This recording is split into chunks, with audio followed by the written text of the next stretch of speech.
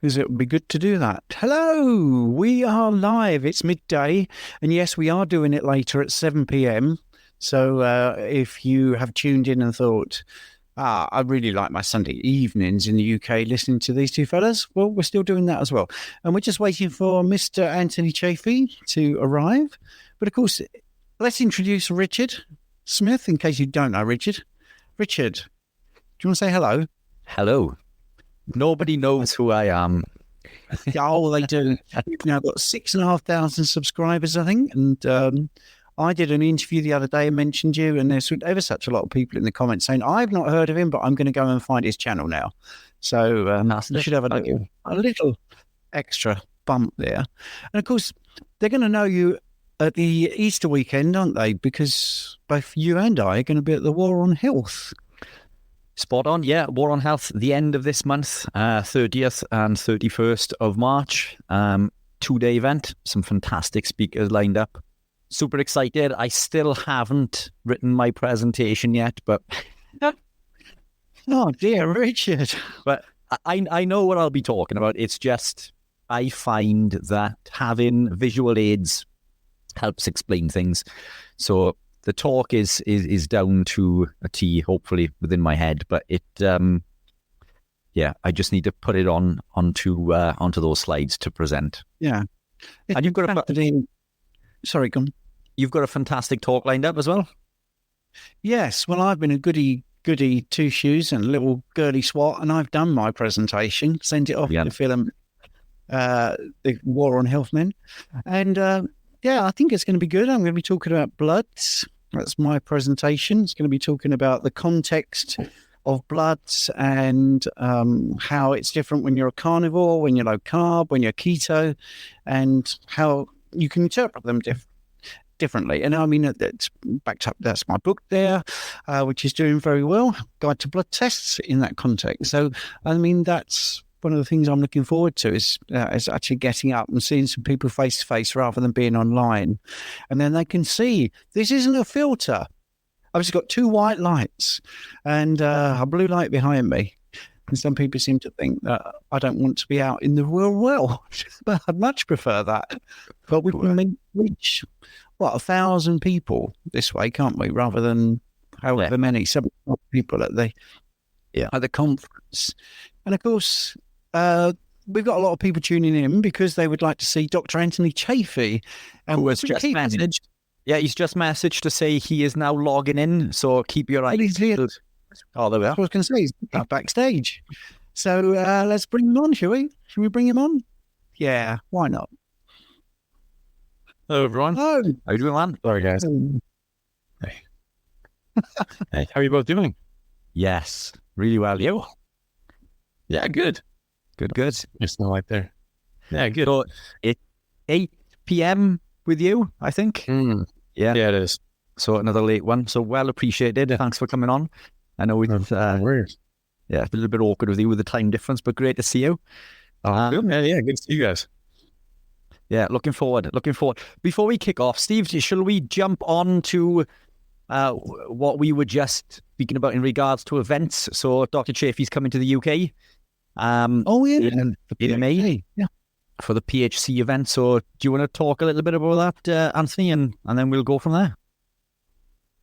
So the PHC conference is in London this year, and that is, what weekend is that? That's May. Like the 18th and 19th, that weekend, like 17th, 18th, and 19th. So that's a big. That's the biggest annual conference that the Public Health Collaboration have. There'll be a ton of speakers, some people from the US and from Europe and Australia coming over to speak at that. So the Public Health Collaboration is, they're really just trying to be both a grassroots movement to get people healthier and get the information and just the best information that they can, so that people can fix their health and fix the healthcare system from the inside out, get other doctors on board so that they can see what they, different sorts of tools that they can use to get their patients healthy and to try to affect political change as well, although that's always difficult with all the special interests and money involved in politics. But you can get people interested in these sorts of things when you get enough grassroots support. So that's sort of the idea there. And so it'll be my first one. I tried to go last year, but then I had some visa issues, and I was grounded in Australia. So this year it's not a problem, and I'll be able to come. So it'll be great. Fantastic. Looking forward. Excellent. Looking forward. Yeah. We've got tons of questions, of course, and a few people have asked the question, can I ask questions? So yes, because it's a live question and answer thing. It's not a live answer. So fire away with your questions. If you could keep them to carnivore, that would be really handy as well, or keto or low carb, because there are some odd questions, but I'll throw them at you, Anthony, anyway, because why not? It's Sunday. So I have the first question. You ready for this, Dr. Chaffee? Sounds good. Okay, right.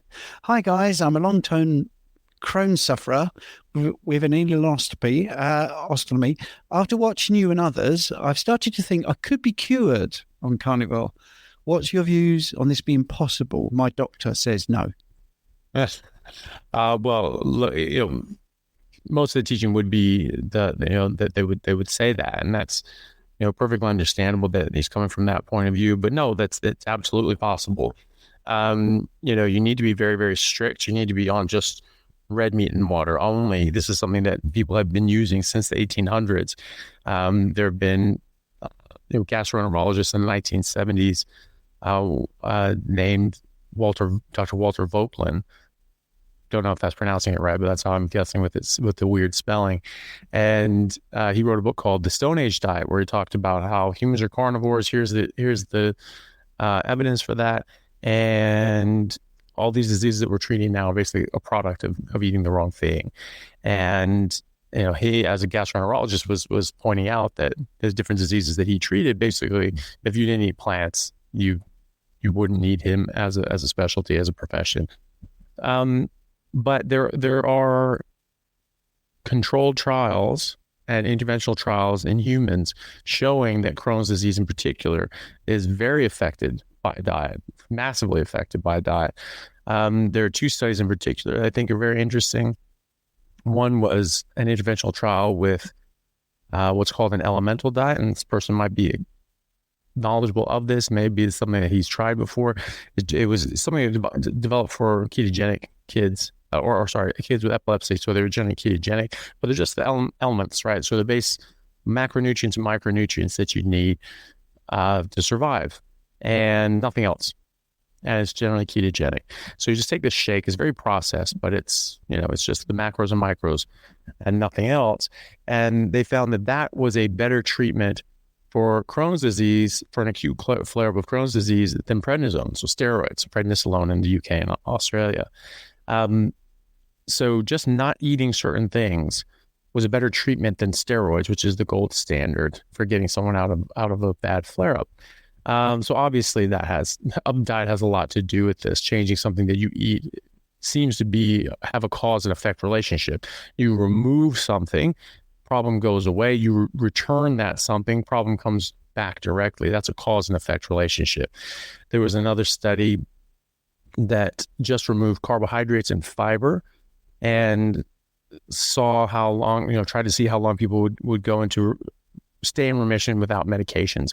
And some of the participants stayed in remission without medications up to 51 months, which is over 4 years. So that's quite a long time with in full remission with just dietary changes. And contrast that with those who did not come out come off carbs and fiber. They stayed in remission on average 0 months, right? So there's a big contrast there. So yes, of course, diet has everything to do with this disease, as with all other autoimmune diseases, in my opinion, but especially the gut. I mean, how can you say that the food that you eat that passes through that organ does not affect that organ in any way, shape, or form? I mean, you have to wonder if the person is really thinking that through. But of course it does. And there are studies that say that. Now, that's not what's taught in gastroenterology residencies, because that doesn't sell pills. And so, there's no product at the end of that. So you don't have a multi-million-dollar marketing firm budgeted out to push this out and let everyone know, hey, if you just get people, not eating certain things, you get them on to a certain diet, no more Crohn's. There's no money. There's no money at the end of that. So no one's going to spend the money marketing and getting reps out to gastroenterologists saying, ooh, use my product. Here's this thing.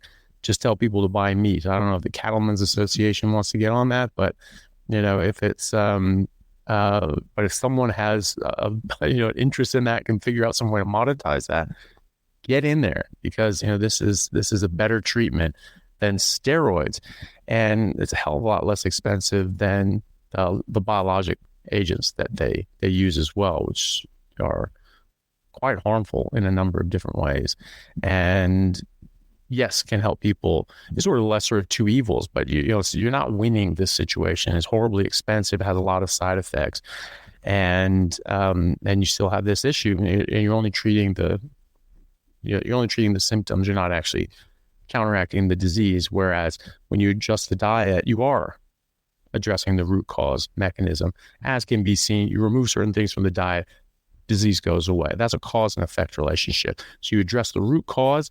Obviously, that's always going to be the best answer. Yeah, that's great, Anthony. See, this is where I go with the common sense. Basically, I have clients that come to me with Crohn's. They go carnivore and they haven't got it anymore. That's sort of proof. And normally they say, I've tried everything. I mean, that's a really common thing that they say. Literally, this is my last chance saloon or something like that. I've tried every sort of diet, and they try carnivore and they can't believe that, they've got 50 odd or whatever, and they've had all these problems, all these gut, issues. Crohn's in particular is one that always comes up. At least once a month I get a client that's struggling with it, and they eat this way and it goes. And some of them are a little bit bitter that haven't been told about this way of eating. And the best ones actually are the ones that are skeptical. They come to it thinking, well, I'm going to do it. I don't think it's good for me. Everyone, and they do it and they can't believe it. So they're sort of reluctant carnivores at first. They tend to come round to it. Rich, I can't bear you being quiet for so long, mate. So do you want to chime in a bit? Nobody wants to listen to me chatting when Dr. Chaffee is on board. Right. No, just to add really quickly, I mean, it makes perfect sense, doesn't it? We look for these magic pills, but as Anthony says, it's, address the root cause and these issues go away. These issues are caused by an inflammatory basis and intestinal permeability. And this is what plants do. They cause this intestinal permeability and they cause lots of inflammation. Remove those two factors and everything else just clears up and goes away. Eat meat. Excellent. It's as simple as that. So I'm going to put some of the comments up because, they are pertinent to what we're talking about. Copper's Carnival Kitchen, Aussies, meet Dr. Chaffee in person at Regenerate Health Summit. And that's in Melbourne on the 21st of April. So thanks for that. It's always good to plug these things so you can meet your heroes in person. Right. He's going to be in Austin as well. So, right. Dr. Chaffee, you're all over the place. So we're going to move on to a question. Now, really, what are your top 5 favorite movies? Oh, I don't know. I think it changes. For a very long time, number 1 was Ace Ventura. Ted replaced that. I don't think I've ever laughed harder at a movie in my entire life than when I watched Ted in the theaters. And I watched it 3 more times that week. I think I watched it the Monday it came out, then the Tuesday, then the Wednesday, and then the Friday again. And then I think I watched it only twice the next week. And then I went back and watched Flash Gordon, which is a terrible, terrible movie from 1980. Because I'd only seen it as a kid. And so I was watching that just to augment my TED watching experience to sort of be back in the mindset of that movie, and so those would definitely be up there. I tend to like comedies, It depends on what sort of pops up in my head. But one of my favorite movies for a long time was things like Happy Gilmore as well. That one always cracked me up. I always thought that was Adam Sandler's best movie. And I mean, there are actual really good movies that are not just goofy comedies that I really like. I'm just not really thinking about them. And oh my God, why can't I think of anything? Well, and maybe I'll just put series after that, like the original Star Wars and original 3 Indiana Jones. Those might, yeah, exactly. Yeah, just stop after that. But I watched those hundreds of times as a kid, or dozens anyway. But I would watch the Star Wars all the way through, and then start over the beginning and just do that. You always had the youngest kid in the house just basically controlled the TV, and you're just like, oh God, he's on there again. So that was me for a time anyway. And then there was my little brother with Barney of all things. I did not know why the hell he did that, but yeah, never into that stupid dinosaur. I know the dinosaur you mean. Right. Yeah. A proper question now. Could taking iodine or iodine, depending where you live, cause weight gain in a 65-year-old female? It shouldn't. If you have, I caution people about iodine just because it can exacerbate Hashimoto's, and most people with thyroid dysfunction don't ever get that checked, or don't even necessarily know they have thyroid dysfunction. So, I just caution people that if you don't have iodine deficiency, why are you taking iodine? You may, most people do, but if they're on a standard sort of diet, they certainly might anyway. Most people have a lot of vitamin and mineral deficiencies, but you may not.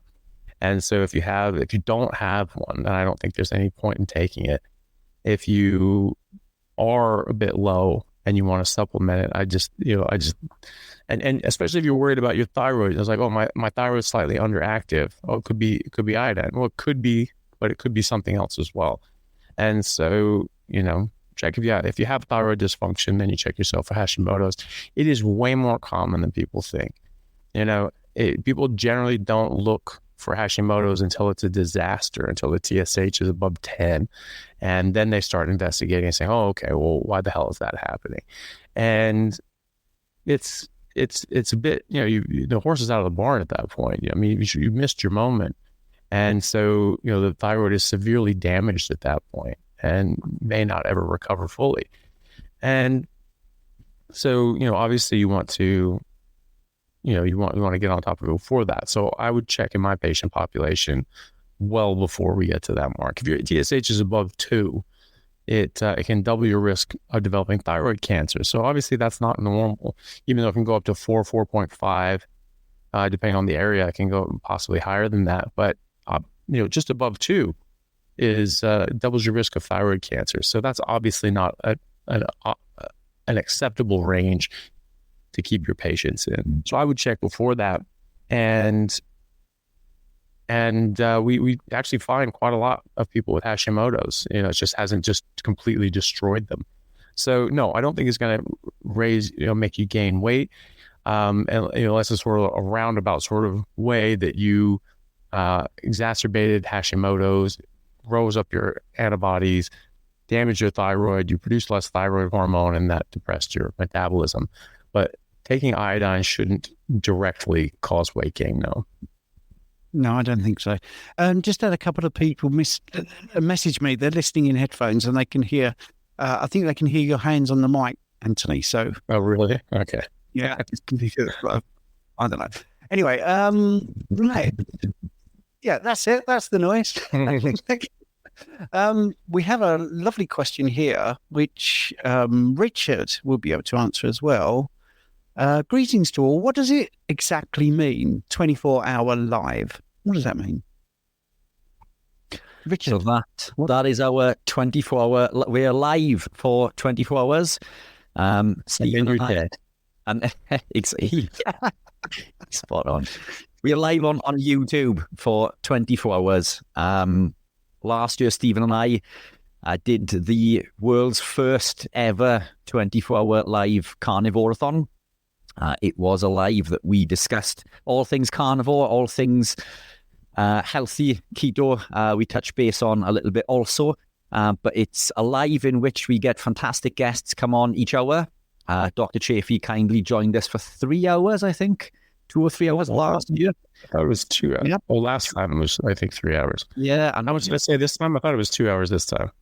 Two this time, I believe. Okay. Yeah. All right, you scared me. I was like, I need to go to sleep. I was up until like 3:30 in the morning last night, and then up at 7 for work today. I was just like, oh, did I do that to myself again? Okay.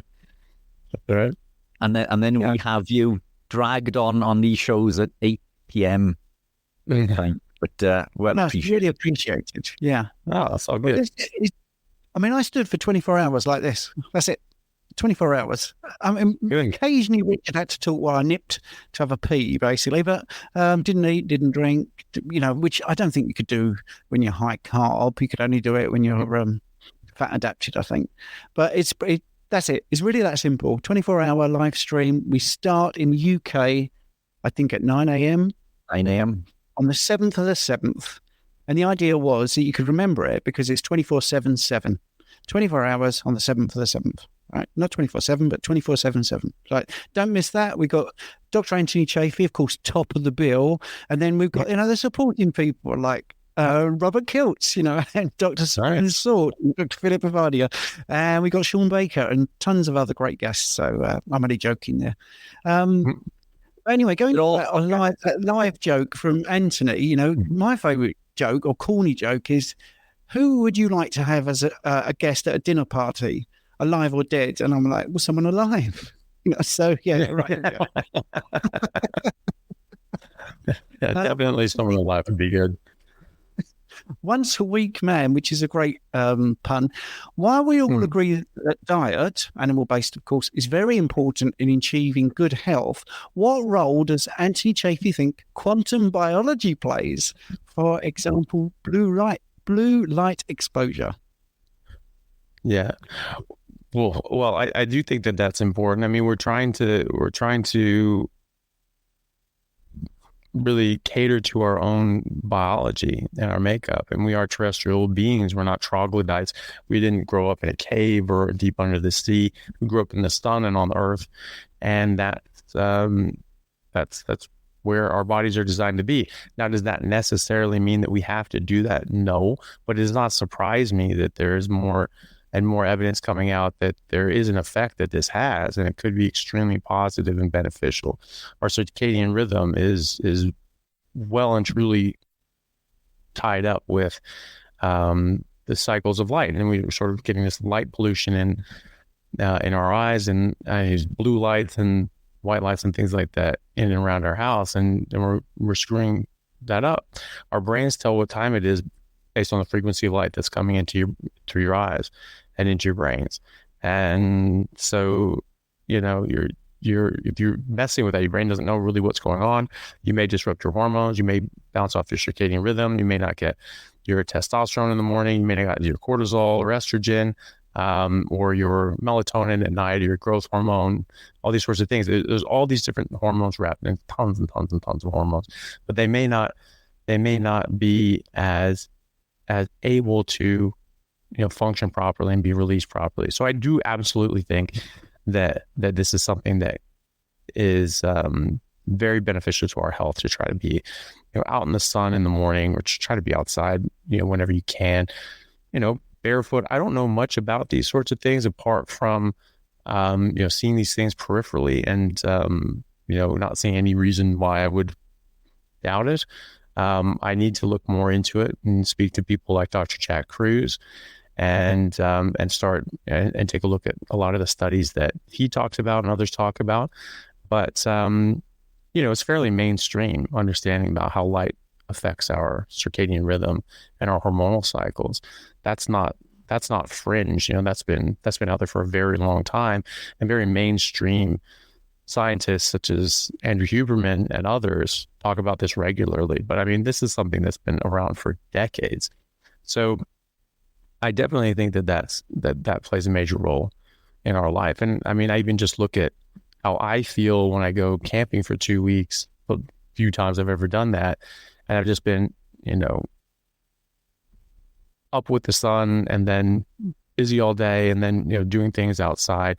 And then light goes down, sun goes down, fire goes on, hanging out. I'm just naturally like, oof, I just want to go to sleep. I'm not on my phone. I'm not on any screens. I don't have any artificial light besides the fire. And I go to sleep. I sleep like an absolute baby, like a well-behaved baby. And they don't all sleep. And then I wake up, with the first crack of light, I get up and I feel great, And when you get into that pattern, you do that for, a couple of weeks, you just feel fantastic at the end of that. You really feel recharged and refreshed. So I certainly like that. And it's something I want to look into more, but no, I absolutely think that has a big role to play in our health. Yeah, and I think the people that are skeptical when I talk about that sort of stuff, I say, have you ever worked in an office where you haven't had a window and then you've suddenly moved and it's just got a window? Does that make a difference? It's a real simple thing like that. No, well, yeah, actually, my lounge is a bit dark, so I tend to be at the back of the house where there's French doors. All right, well, there you go. You are just believing that daylight is going to help you because it does. I mean, it seems obvious to me. If you've ever been in a dark room, I nearly said a dark sort of oppressive room because dark rooms are oppressive a lot of the time. So I think you're right to talk about all the science there, but sometimes just real world experience. And you talked about camping and all that. And people often sort of say, well, yeah, but that person's on holiday. I say, well, yeah, but also what I just said, you can be at work and feel better because you're near a window, or you've got a better view, or it's a sunny day and you can see the birds, or there's so many good things about nature. Right, we've got somebody really thankful for your appearance here, Barry Simon. Yeah. Super chat for Dr. Chaffee there. Thanks for all you do, Dr. Chaffee. I'm doing carnivore, but I'm having an all-over body cramping issue. I take a good AMT of electrolytes, amount that is, along with trace elements, and drink almost a gallon of water per day.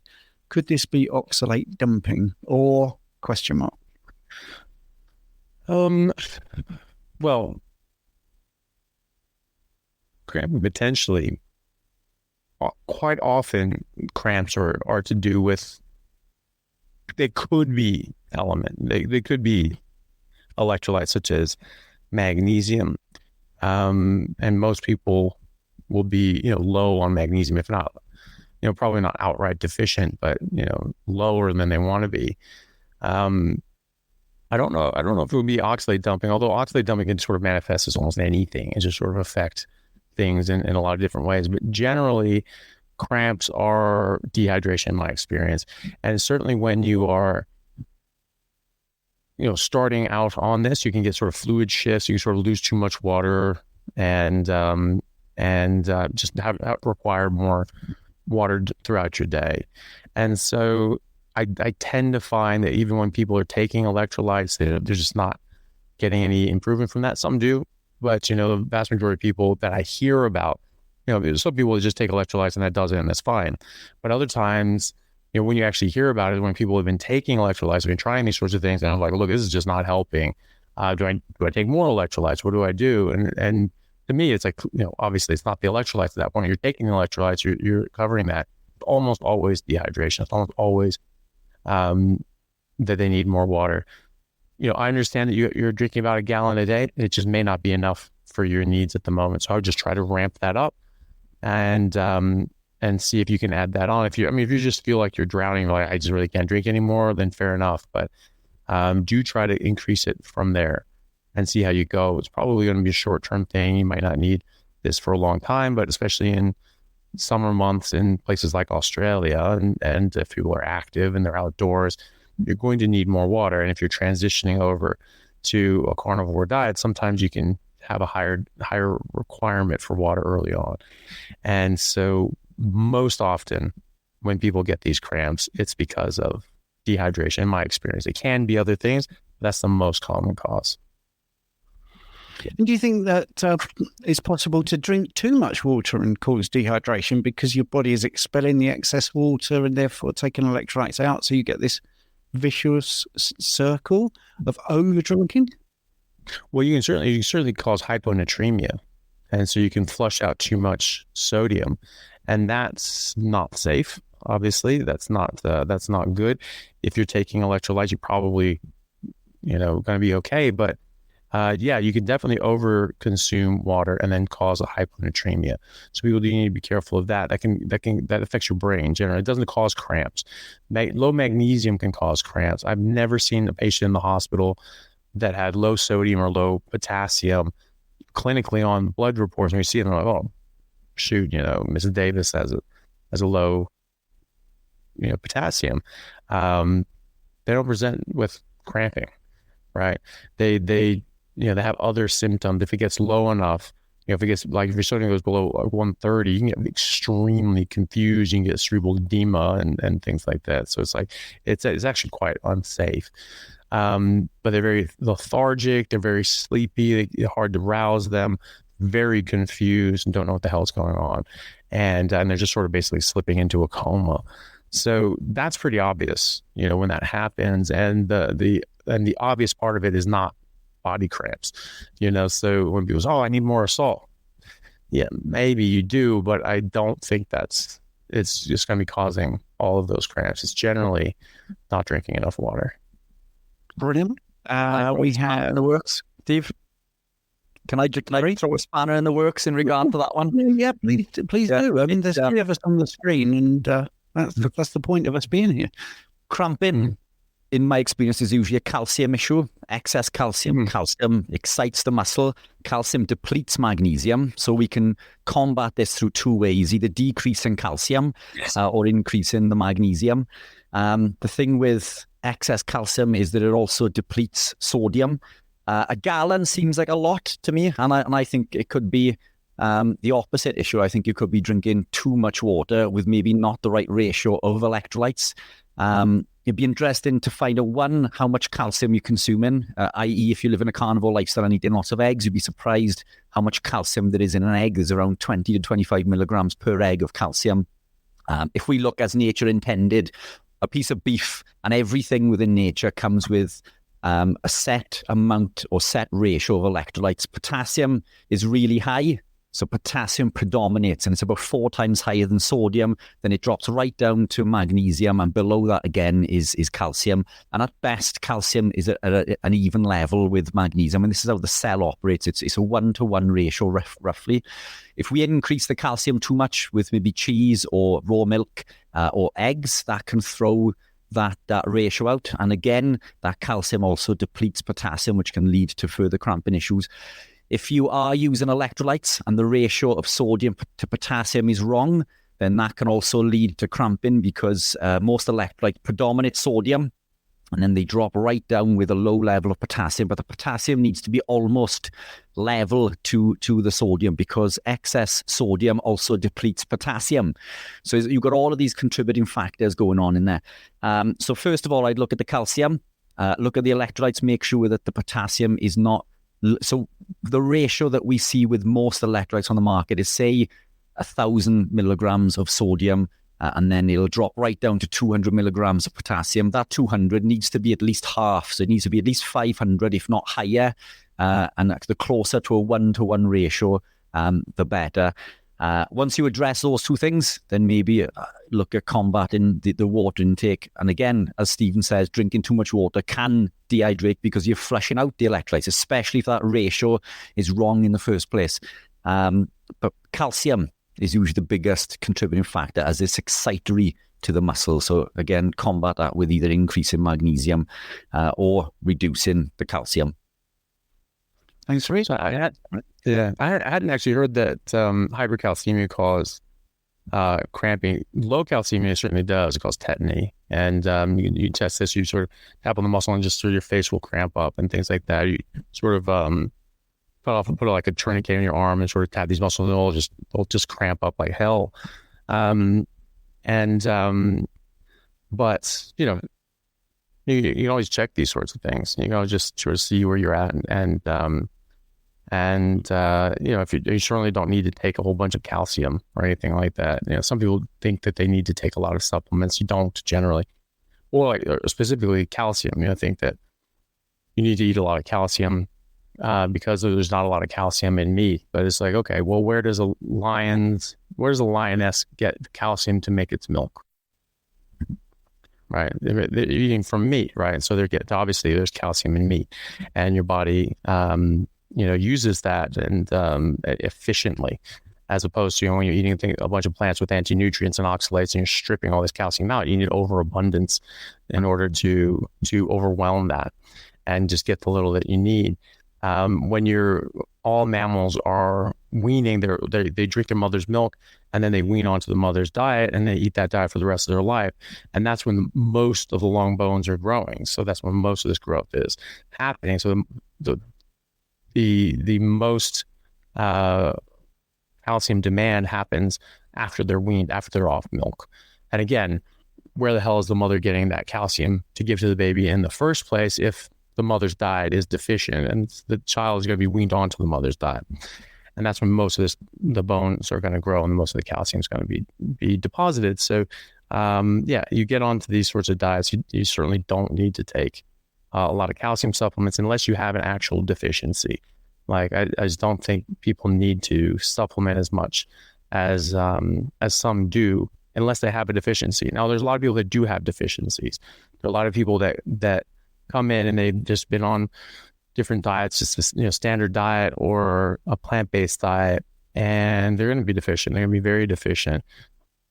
Carnivore diet is going to catch you up, especially if you include some more high-dense parts of the animal, like the organs. That's supplements for carnivores is organ. But if you're extremely deficient and it's sort of at a dangerously low level, sure, go ahead and supplement. But if you're not, then I don't think that's a good idea, especially if you're in normal ranges. There's no point supplementing if you're in a normal range. And as people know from listening to me, the normal range isn't all that normal from the reference range. The reference range are an average for the community that every single lab has a different one. So they have, when they're changing the reference range, updating the reference ranges, first 2,000 people that come in, that is the reference range. And so that's going to be different at every single lab. And as we get sicker and fatter and more malnourished, those ranges just change and they get worse and worse and worse. So I say, oh, look, you're normal. And, but you're comparing yourself to sick, malnourished people. So in actual good ranges, if you're actually in those actual good ranges, then you definitely don't need to supplement. Yeah, especially with calcium. I'm not a big fan of calcium supplementation, either supplementation or excess in the diet, because studies have shown excessive amounts of 700 milligrams per day can increase risk of cardiovascular disease by as much as 15%. So, I eat eggs, but I'm well below the 500. And I think if we eat as nature intended, then, these issues tend to go away, don't they? But not a big fan of calcium supplementation. If we look at how nature intended, the only two things in nature that contain high calcium, as Dr. Chaffee alluded to there, is eggs, which give birth to an animal, and milk, mother's breast milk. That's the only, and we're not meant to drink milk past the age of infancy, let alone from another animal. So these contributing factors, I think, can massively impact. And our absorption of calcium is, or our need for it is massively reduced as we get older, because of vitamin D and K2 and sodium and protein. All of these things build bone and send the calcium into the bone. In fact, calcium absorption to the bone is directly correlated with salt, which a lot of people don't realize. So we need salt to send calcium to the bone. So a deficiency of salt could cause a problem even. Brilliant. And I'm going to plug my book, which talks about normal ranges in the context of keto and carnivore there. So yeah, just in case you didn't see that, Guide to Blood Tests. Anyway, right. And I talk about all that sort of stuff. We've got a great question here, which is, by the way, this is not medical advice. It's all for information and educational purposes. What would be causing me to get nasty bruising veins in my right leg being carnivore over a year? I don't lift anything heavy. Well, it may not have anything to do with a carnivore diet. I can't really think of anything that would do that. I mean, generally bruising is caused it is caused by damage to the blood vessels and the capillaries, and you bleed out, and you bleed in sort of under the skin. And so I don't know if you're on any medication that may increase your risk of bleeding or something like that, but it really shouldn't happen unless you're sort of bumping it on something, or something's damaging it, or some sort of trauma. Even some people have very friable tissue and very thin tissue, and it can bruise very easily, especially if they're on medications like blood thinners or aspirin, which a lot of people are on. But they usually don't show up unless you've at least had something touch it, push it, hit it. So it's always happening on the right leg. I would wonder what's going on with that right leg. I can't think of anything to do with a carnivore diet. Maybe Stephen or Richard may have some thoughts, but if you continue to have this on and on and on, might be worth going to your doctor and just having them take a look at it and just see what's going on, because it's not, it's a bit odd that you would just have continued bruising in that same leg if you're not having something hit it or bump it. Yeah. I jumped on that. Yeah, of course, Rich. No, go on. You go on. Well, I was going to say, go to the doctor. Exactly what Anthony Chaffee said there, and just get your clotting factors looked at. Yeah. But go on, Rich. I'd question which side of your body you sleep on. That might be a factor. Do you sit with your legs crossed? Is it the left over the right, for example? Have you lost so much weight that now you can see things that weren't there prior? And are you eating all the gristly things on your meat? Are you getting all of the collagen? Are you eating the gristle on the bone and the fatty cuts of the stringy bits on the beef? All of these are really important for building and forming collagen within the body. A couple of things to take away there, but it is a strange one, isn't it? Especially it was on one side.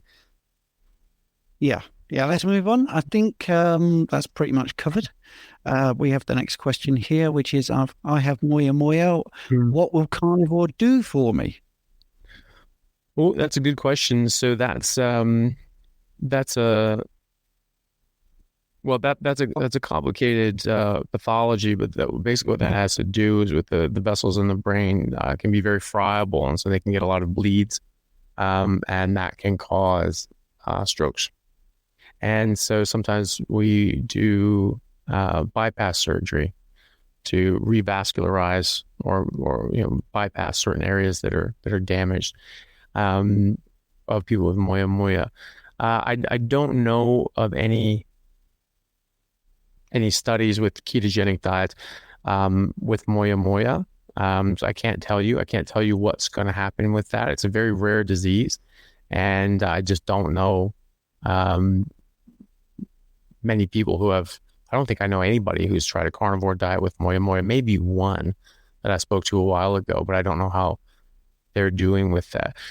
It's one of those things that we don't have a lot of data on everything, and this is certainly one that we don't, or that I don't know about. I don't know if anyone else knows about ketogenic diets with moya moya. I don't know if you guys even have come across moya moya. It's super rare, but it's going to improve your life in a lot of ways anyway. Is it going to improve your moya moya? We don't know. Things like Crohn's disease, where you remove the food is really causing your body to overreact and build and make antibodies and attack your body.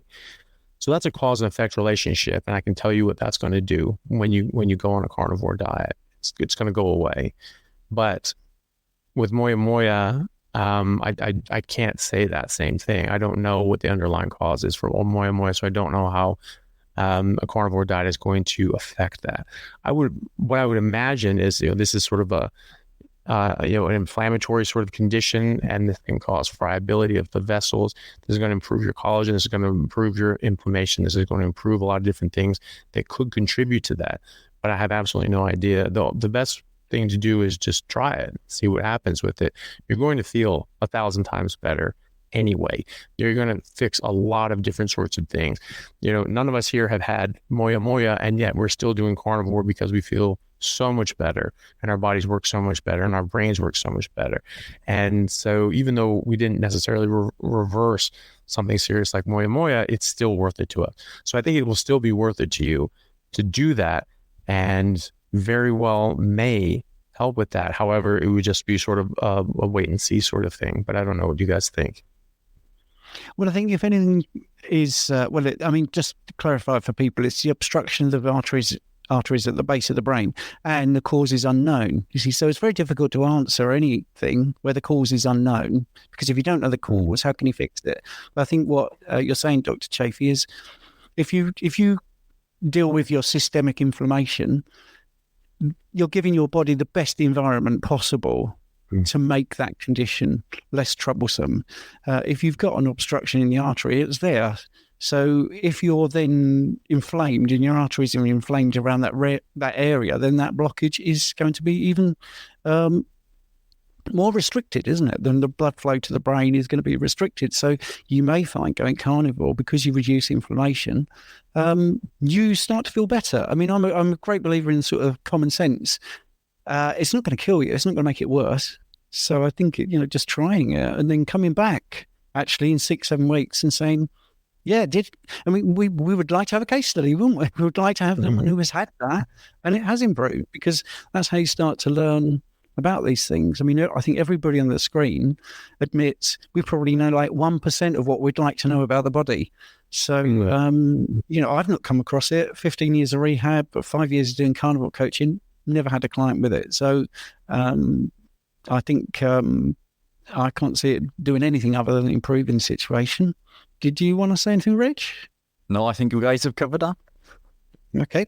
Jacqueline's next, and she's a newbie. 10 weeks into carnivore. Well done. And I have low blood pressure and feel shaky and no energy. Do I need more salt? I take electrolytes, but maybe not enough. Well, look, 10 weeks is a while to have electrolyte issues, but if you have low blood pressures and feeling shaky, then that can absolutely be from low sodium, low electrolytes, and that can drop your blood pressure. So if you're feeling that, well, you've already checked your blood pressure, so you have low blood pressure. So eat more salt, drink more water, and especially when people, sometimes it's more subtle. So sometimes, when you get up, you stand up, you have a sort of a head rush, you feel a bit sort of woozy, and then that recovers. Happens to everybody, even in normal conditions.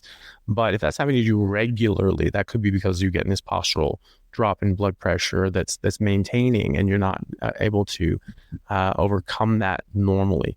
And so if you have those sorts of things, you should think, am I getting enough salt? Am I getting enough water? Those sorts of things.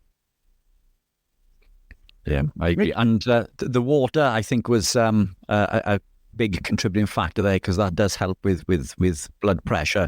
But sodium is the key. So possibly too much potassium. Potassium calms the heart. So we want to increase the sodium. And I would question, if you are still feeling dizzy, are you eating enough, Jacqueline?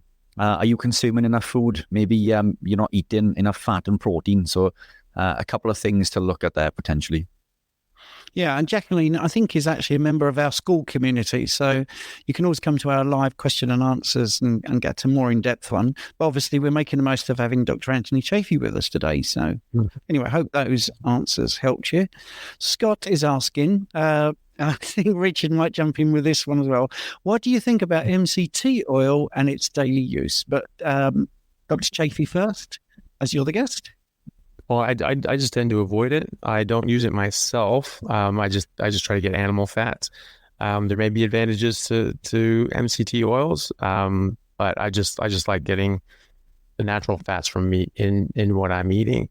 I tend to steer clear of some of the plant oils in any case, just because of they come along with plant sterols. If they're out of the plant and they're unsaturated, are they stable, or are they oxidized, and all these other sorts of things.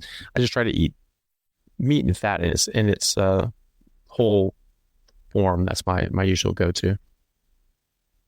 Yeah, as always, I completely agree. I think we should get as many compounds from animal proteins as we can. I am a big lover of MCT, particularly C8. C8 is the 6% of the coconut oil. Again, it does come from plants, but when it's at 99.9%, all of the other nasties within that compound have been removed. But there are benefits.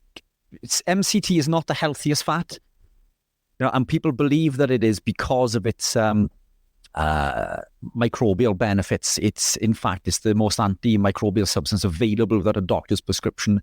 But it isn't the healthiest. Animal fats are the healthiest for us. But where MCT comes into a league of its own is its ability to convert into ketones incredibly quickly.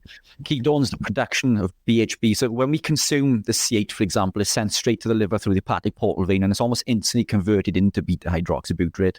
And it will do this whether you are living a ketogenic, carnivore, or even a carb lifestyle. It will instantly convert. And therefore, the benefits of the BHB will follow, i.e. the blocking of NLRP3 inflammasome, so lowering inflammation, increased in insulin sensitivity. The ketones will breach the blood-brain barrier and fuel the brain with energy. It will increase mechanical efficiency of the heart by as much as 35% and blood flow by as much as 70%. So it does have its benefits. Again, it does come from a plant, but it's a tool for me. It doesn't make a part of my diet, but I do find it beneficial, especially for things like public speaking events where, you may be feeling a little bit tired and you need that energy to the brain. You don't want to drink the coffee because of the acrylamide. And we know Dr. Chaffee is not a fan of coffee at all, as it causes massive neuroinflammation with him, especially in the legs, if I can remember correctly. But MCT, that could confer a benefit in that instance, for example, because it's going to supply that instant energy. But it's a tool. It's the same as everything else, isn't it? Electrolytes are a tool. All of these things are tools. Do you need them to be fit and healthy? No. If you eat nothing but meat, you are going to be considerably fit and healthier than any other point in your life. But all of these things are tools that may confer a benefit as and when you like to use them, Yeah, and it's a brilliant massage oil. Yeah, It's brilliant. yeah. I always did wonder, and that thank you for clarifying that. I was a bit nervous with MCT oils. It doesn't come with the plant sterols, doesn't come with all the other crap that you don't want. So it does sound like there is some available that you can get pretty pure. So if you are visiting, obviously, which we know you are, in May, the PHC, I'll bring some with me for you to try, because I produce it. So I mean, and that I haven't just ranted that off because it's a sales pitch. As you know, I produce certain products to help people along their journey, but I do these things because I believe that there is a benefit to using them. And there is so much rubbish on the market, especially with electrolytes, that this is why I produce what I believe to be the world's purest form of electrolytes. And that's something else I'd like to get you to try, because we're producing a carnivore version, which is all natural ingredients, and there's going to be no artificials. And it also contains a compound called astaxanthin, which is the world's only true antioxidant. Again, we can chat about that. It is something that comes from salmon. But we've produced one for the carnivore community specifically that doesn't contain any stevia. The only downside is the vast majority of the market that are gravitated into a low-carb ketogenic carnivore lifestyle don't want to drink salt water, whereas us three would gladly do so. Many people, that's one step too far. But it's all about these incremental changes. And MCT and electrolytes are, or they do make up at least part of those incremental changes and allow people to maintain the journey. And that's what it's all about, isn't it? It's about sustaining the journey, maintaining the journey. If we can't sustain or maintain, then everything falls apart. Brilliant. Sorry to be like the teacher here, but I'm moving it along. Mm-hmm. We have 547 people and about 200 questions. So I know we won't get through them all. And if you've put a question on there, I thank you very much. If you've done it recently, we are trying to get through them as quick as possible, but we want to give you a proper answer to every question as well. So Carsten is asking, autoimmune caused by lectins, how strong is the scientific data? Well, Richard might have a lot to say on this, but it's actually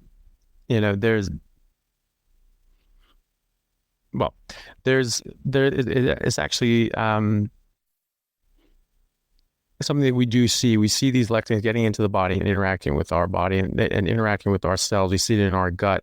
wheat germ glutinous that's binding onto the surface antigens on our cells and in the gut, and that can cause damage, leaky gut, and then these little suckers can get in there. So that's been demonstrated. We have demonstrated that these can get in the body. We can see lectins tracking up the vagus nerve into the brain. We can see them that they're binding onto the different carbohydrates and antigens on different cell structures in the body, and then we all of a sudden have this specific immune response with antibodies that are specific. So if they're just sort of attacking something, but now they're attacking something specific, we can look for Hashimoto's antibodies. We can test for these sorts of things, right? So that means there's some sort of specific complex on the likely on the thyroid that the body is attacking, and then you stop eating these things, and antibodies go away. So certainly from a clinical standpoint, you see this again, a cause and effect relationship. You remove these sorts of things, the antibodies just go down and they go away, and you can measure them both in patient symptoms and also in the actual blood form. You can look for these specific antibodies; they go away. So I have patients. I don't even know. I estimate over 100 patients with Hashimoto's and a lot of other autoimmune issues, but Hashimoto's being definitely the most prevalent in my patient population. And certainly if you have one autoimmune issue, you likely have others. So, we just, they will also likely have other autoimmune issues as well, but at least that many with Hashimoto's. And we measure these things. And so, we change their diet, put them on a carnivore diet, especially like a red meat and water diet. And just look, their antibodies are in the thousands, and then they're in the hundreds, and then they're in the tens, and then they're gone. They're just not they're not registering. They're just undetectable, and that's what we see. We see this in real time. So it's it's certainly enough evidence for me to do this for my patients. And then regardless if it's lectins or if it's something else, either way, when you remove plants, it goes away. And so that's the main thing. Do we have as hard of evidence as we want to? Maybe not, but it's enough for me to say, well, look, this is something that, looks like it's a credible mechanism. And when we do it in practice, it works. And so that's really all it comes down to. I mean, that's the end of the day. What I'm worried about is what is going to help my patient and what is going to get them better and what's going to get their antibodies down and get their thyroid functioning again. And so removal of all plants, including lectins, could be other things that they're reacting to too. Certainly even things like dairy, that trips off autoimmunity as well. So there's likely other things that are going on as well. But either way, if you remove these things, the problem goes away. And that's what I think is the most important part of this. Excellent. Bishop's Deep Learning. Thank you for the super chat. For Richard and Anthony, what is the best way to gain muscle on the carnivore diet? Workout frequency, fat to protein ratio. Thanks. So I'll just jump in very quickly, and just my general guide is just, you work out hard, you get onto an appropriate lifting schedule, you consistently you maintain that lifting schedule, and you eat enough. So as far as frequency, fat to protein ratios, you're still eating the same thing. You're still eating, a high fat, it's also a high protein diet. You keep eating until fatty meat stops tasting good. You try to do that a couple times a day at least to make sure your body's getting enough. And that's certainly for just the layman or the athlete that's not trying to just perfectly sculpt their body, like so a rugby player, a sprinter, or something like that. That's what worked for me. And but Richard is definitely the expert on this, on how to actually really make a program here. So I'll be interested to see what he says. Yeah, look, don't overthink it. I think Anthony's hit the nail on the head. Protein, always consume protein with fat. Every cell in the body is made of protein and fat, and we need the fat with the protein. If you're looking to aim for any numbers, aim for 1 gram of protein per pound of body weight, and that is a rough estimate. We need at least 0.5 grams per pound and 0.82 per pound in order to build muscle. So 1 gram per pound is a nice, easy number to remember. If you want to really get into the weeds, concentrate on eccentric movements. train for no longer than an hour, 45 minutes to an hour, 4 sets ranging from reps of 12 to 16, and again on eccentric movements. If you are looking to benefit from the mTOR activation, train in the morning, ideally fasted. This is one mTOR activation. It takes 3.5 to 4 hours for mTOR to reset. So again, eat maybe 3.5 to 4 hours after that, 3.5 to 4 hours after that, and so on. And that way you can still put in a 12-hour fast if you wish to do fasting. And this way you're activated mTOR 4 times, which is optimal for building muscle. You don't have to do that every day, but that is maximal. And a lot of research I'm doing recently in regards to building muscle and increasing bone strength and tendon strength, it may be more beneficial to, in fact, train twice in one day, around 8 hours apart, and having the second day off. More to come on that. I'm still researching. I'm looking into this in regards to my building my strength up in my legs, because as you guys know, I've recently started doing running and cycling, so I complete 180 from bodybuilding. But there's a couple of tips there to jump on. So there should be plenty to get you started. Brilliant. So I was just going to say, can I ask you a question? So when you're saying work out twice a day, you work in the same muscle group twice a day, 8 hours apart? Yeah. So one of the studies I've been looking at is, I can't remember the lady's name, but she is the world record holder for something like 500 odd miles in the shortest time, and 100 mile. She's a scientist who's looked into muscle adaptation and bone and tendon adaptation in regards to training frequency.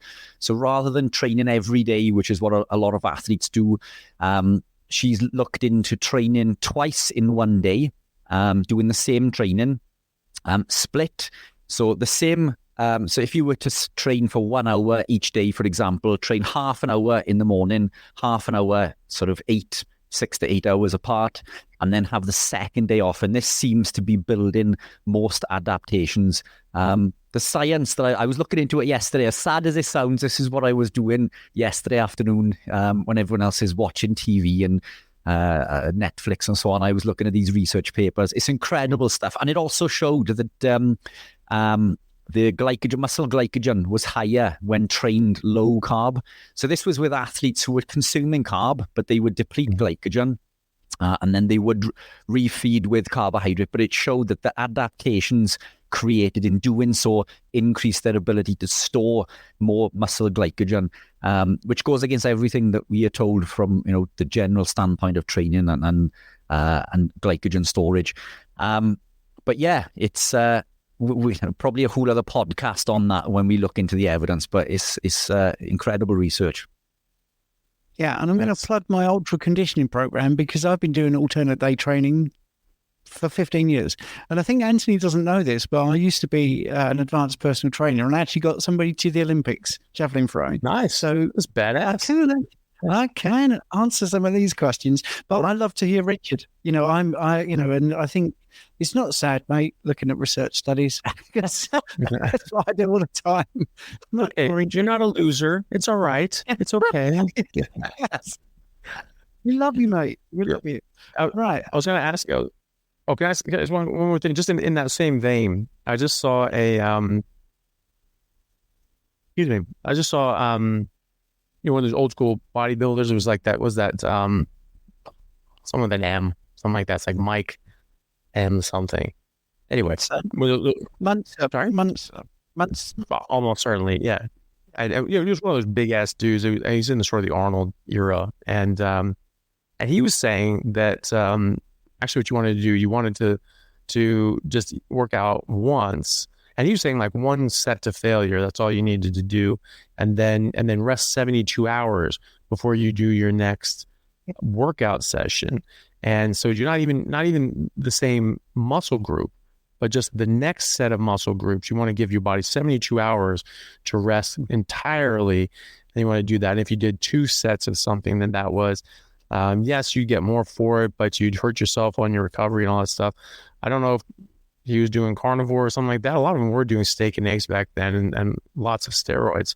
But so I don't know what the combination here is that is going to be a winner. But just wonder what your thoughts are on that, because I certainly, in my own experience, I've always had better results in my strength and physique and my performance if I work my muscle groups out twice a week, that's what I found worked best for me. And that's why I set up my workout routine around that. So I would do the same muscle group twice a week. And that's what I felt worked best. But it's always interesting to hear people's thoughts. Yeah, I think we build when we recover. We're not building muscle when we are training. So recovery is incredibly important. What I found was nothing worked for me on a 7-day week.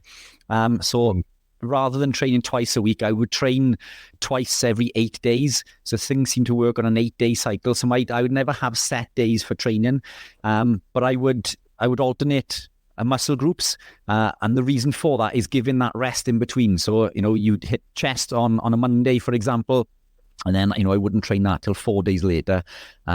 Legs sometimes took a little bit longer, but again, that healing period is really important. I can imagine why resting for 72 hours would work, because you're causing a lot of damage. But then the issue with going too heavy also is that when you're lifting too heavy, it does cause more damage. This is why I moved away from the heavy weights, always to failure, but eccentric movements were really important for me, because that time and attention was lasting longer. And we're actually stronger on eccentric movements rather than concentric. So that not only allowed me to build muscle as in physique-wise, but it helped build a lot of strength. And a lot of people don't know this, but when I came away from the bodybuilding, I'm 20k lighter now, so I'm absolutely tiny compared to what I was when I was bodybuilding. But when I came away from that, I was with what I could lift, I would have been in the top 10 in the UK in powerlifting. And that is between everyone, which is the clean and dirty feds, i.e. supplemented with anabolics and not. And obviously I don't take anabolics. So I was in the top 10, or would have been in the top 10.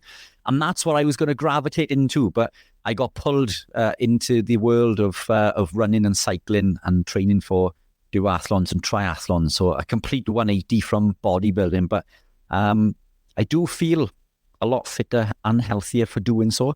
And something you mentioned recently, Anthony, is that, you and I don't train an awful lot. Yet I'm, in a vest, I'm still big for a runner. I've still got the delts and the lats. I'm small, but I'm still holding the muscle without even training. And my brother mentioned to me recently that I still look fairly shapely for someone that doesn't lift any weights and hasn't lifted a weight in a year and a half. And that just adds weight to the fact that living the carnivore lifestyle, muscle's precious. The body doesn't want to waste it. And we do retain. And I believe it's more to do with volume in the muscle than actually muscle size itself. Because when I've tested, even though I've lost 20k, my dry protein has only come down by 2k. So my dry, yes, I've lost muscle because I'm not using it, but that 2k in a year and a half throughout my whole body doesn't sound like an awful lot. And when we put that fluid back into the muscle, i.e. through stimulation training, I believe that I could get back to a physique that I was once in incredibly quickly. Maybe a test for the future to see how quickly we can do that. But muscle's precious, isn't it? So we don't lose it as much as people think. Yeah, I think your days off are underestimated, because they're not days off, they're recovery days. Recovery days. Physiological response, a training response to what you've done is really important. And it's a big hot topic at the moment in Premier League soccer, because there's teams playing, every 3 days, and we're seeing lots and lots of injuries. So even, prime athletes and prime sports people need those recovery days. Sorry to get to this one so long after you've posted, but thank you very much for the super chat. Someone I know was diagnosed with glioblastoma stage 4 about 9 months ago. Would a standard carnivore diet be fine to try, or should it be modified because of cancer? I have seen some of your videos with survivors. Well, no, it doesn't need to be modified in really in any significant way. The only modification you need to make is in respect to the GKI, so the glucose ketone index. I think that's your hallmark here. So normally I don't think that you need to fast for any periods of time, apart from just what your body's telling you to do on a carnivore diet. There's two schools of thoughts in the ketogenic metabolic therapy approach to cancer with carnivore diet. You need to keep your GKI down. There are a lot of studies in animals and humans that show that restricting eating, so not eating as much as your body's necessarily demanding, and having your blood sugar lower and your ketones higher, and you see that ratio, is it called GKI, glucose ketone index? You keep that under 2, that's a therapeutic range. Keep that under 1, that's even better. That has shown to be very beneficial for cancer outcomes and survival and prolonging survival, at least in the studies that we have so far in GBM, which are limited. Now, there's a lot of studies in a lot of different cancers, but specifically GBM. It's a bit limited. There are smaller trials, anywhere from 15 to 30 people. There is a randomized control trial with about 20 patients, and they have shown efficacy and benefit, certainly being safe, and in some of these things showing benefit, people living, far past where they would have otherwise, and actually showing recession and receding GBM. Even on like 4th line treatment, where they go through the surgery, chemo, radiation, it recurs, and they have the surgery, some more chemo, last bit of radiation. Now it's not safe, and they have a recurrence. They have a re-resection, re-resection, and they can't really. They're sort of capped out on radiation, and then they have to go through like different sorts of end stage chemo, such as Avastin, which is really hard on the body. Makes the brain very friable. It's it for surgeries. After that, you can't operate on a patient's brain after they've been on Avastin, because the tissue just falls apart. They just bleed, and they just bleed and bleed and bleed, and you can't stop it. So that's sort of a last line approach. And then the people that have Avastin and they're not being helped, and they say, well, you could just stop eating carbs. Or you could, and then they do that. So Cedars-Sinai does that in America right now, and they published a large case series with about 15 patients. Most of them were brain tumors. Not all of them were GBMs, but they showed that the brain tumors and the GBMs even responded extremely well, even though this was like a 4th line defense against the GBM. In that case series, they survived for years and years past where they were dying. They were on their way out, and then they went on a ketogenic metabolic therapy, and all of a sudden they just kept going. And on MRI, tumors were shrinking, and there's multiple case series with 15, 16 patients from. There's another case series published out of Phoenix, showed the same thing. It showed these big tumors and they're just shrinking down. So you do a ketogenic carnivore diet, and you get your GKI down below 2 for much of the time, below 1 if you can. You do that with a combination of ketogenic carnivore diet and fasting if you need it. If you need to have periods of fasting, you go for it to bring that GKI down. And then you have to refeed on other days, because you don't want to lose too much weight. You can't let it make it so you're too weak to defend yourself and to maintain your body. After about so GBM in particular is a bit nasty, because cancers run on glucose and glutamine, and GBMs run on about 75% glutamine. And so they do much better if you get onto an agent that disrupts glutamine. There are chemotherapy agents. One's called DON, D-O-N. I don't have the chemical name in mind at the moment, but that's been used in animal models with GBM. When you put people on a ketogenic diet and DON, all the mice survive. And that was with the work of Professor Thomas Seyfried out of Boston College. And they showed that on imaging, and then on on histology, when they sacrificed the rats, that the tumors had just died. They just gone away and just died. The cells had just died, because you've taken away their energy sources, and they just shut down and died. So that may or may not be something that your doctor can help you with. That may or may not be something you can get your hands on, because of depending on how your doctor and your oncologist feels about those sorts of agents. But there are chemotherapy agents that do that. Like DON. DON is a chemotherapy agent, but it's not necessarily licensed for GBM, so it would be off-label, and you don't know if your oncologist would be okay with that.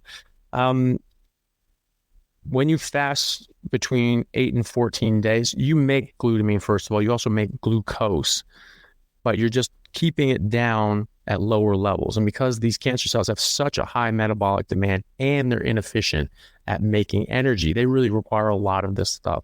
And if they don't have a sufficient amount, the cells die off. And so that's what you want to do. You sort of want to starve these suckers out. Glutamine is in meat. It's also in plant proteins. You're not going to avoid it by, going vegan or anything like that. Glutamine is denatured by cooking. So if you're really that worried about it, you can cook your meat, or you can limit your meat, and you can have periods of fasting. And that will get rid of incoming glucose and incoming glutamine. And then you want to, if you need to fast to get your GKI down, that can be a helpful adjunct. There are people that find success in this. And according to Dr. Seyfried, when you get to about sort of 8 to 14 day fasting range, this actually can disrupt your own glutamine metabolism. And so that can actually have favorable results for a sort of longer fast. Now you have to do that carefully. You should do that under medical supervision. You should be careful about refeeding and how you start eating again after you do a long fast like that, or else you can hurt yourself. But those are some things that people are currently trialing and using in their own cases, or in their patient populations for different people that are treating this sort of thing. And then the other side of it is the paleomedicina side, and they've been treating cancers and GBMs for 15 years with a PKD diet, though, the Paleolithic ketogenic diet, which is what cavemen were eating during the ice ages, which is meat. That's it, right? So there was absolutely nothing besides fatty meat, but you limit the amount that you're eating, and so you have to use organs. So you eat organs because they're more nutrient dense. You're not getting in as much food, so you need more nutrient dense food. And so you're limiting the amount that you're eating. All the studies show in animals and humans that restricted, calorie restricted, I hate that word, but calorie restricted eating, calorie restricted ketogenic diets are the most beneficial to survival and longevity and improved outcomes. So that's what they do. So they don't do fasting. They don't want you to do fasting, but they definitely do restrict. So you're restricting what you're taking in. You're eating more high density food and nutrition, and you're very, very dialed in with that. So those are sorts of things. Those are some caveats, but really what you do the exact same thing. You eat very high fat, and I mean like 2 grams of fat to 1 gram of protein, and you really get your ketones up. And you try to keep your GKI down below 2 and below 1 as much as possible on average for the week. So you have different days you might be fasting. You may need to fast. You may need to limit what you eat, and to get your GKI down. But that's what I would do, and I would adjust what you're eating. I would still eat the same thing, fatty meat and some organs, but I would do it in such a way that you can keep your GKI down most of the time. And if you have to limit what you're eating or fast for periods of time, and you're losing more weight than you should, you're going to have refeed days, and you're going to have to feed the body and make sure you're getting enough nutrition for your body so you can support yourself in this fight. And then you have these periods of refeed days, and then you go back to it. All right, your body can do that. We're more than capable and adapted to deal with famines and lean times. And so your body can do that. You just be very careful with it. Make sure you're not losing too much weight so that it affects your health negatively. And you have these refeed days, but you have these stretches and these periods where you are significantly limiting the amount of available energy for these cancer cells. And if you can hit it with something like Dawn or some of these other agents that disrupt glutamine that you can look into, there's a lot of literature on that, and that's something that is is in keeping, it's safe for you to do with your current plan. Obviously you need to talk to your doctor about these sorts of things. Then you do that. That's Thomas Seyfried's idea of a press pulse modality. So you have a constant pressure of a low GKI ketogenic diet, and every now and then you hit it with like Carnivores, like you're just going to fast for a week and you're going to hit it with dawn and you're going to do these sorts of things where you really aggressively go at it. So it's constant pressure of just constant energy deprivation for these cancer cells. And then every now and then you hit it with these periods of fasting and the glutamine disruptors. And then the other, fly in the ointment there is deuterium, which seems to be a very interesting line of research that's now growing. But there's a guy named Dr. Gabor Somlai who's actually published multiple papers on this and how having lower amounts of deuterium in the body, which is heavy hydrogen, it's this hydrogen with an extra neutron on it or with a neutron added onto it, that this actually can be very damaging to the mitochondria, damaging to the cells. And if you have lower levels of deuterium, this can actually disrupt and damage cancer cells more and can actually help in that treatment also, which is how he came to ketogenic carnivore sort of diets, because that's the diet that naturally lowers your deuterium more than anything else. So I have a couple interviews with him on my channel, and I have another interview with Dr. Laszlo Boros on the subject, and he's he was a professor of medicine at UCLA and ran a biochemistry lab there and did a lot of research on deuterium. And he actually didn't believe it. He just thought it was crazy. And Gabor found him. They're both from Hungary originally. Hey, why don't you do this research? And he's like, oh my God, this is crazy. And he's just like, all right, well, look, it's $25,000 a cell line if you want to do something like that. And they're like, yeah, let's do 3. And he's like, oh, okay, these guys are serious. So he ran the tests and he went, holy shit, these guys are onto something. Like this is actually real. And so he just went full on headlong into the research. And now he teaches that. He teaches deuteronomics, which is deuterium-based biochemistry and how this affects diseases.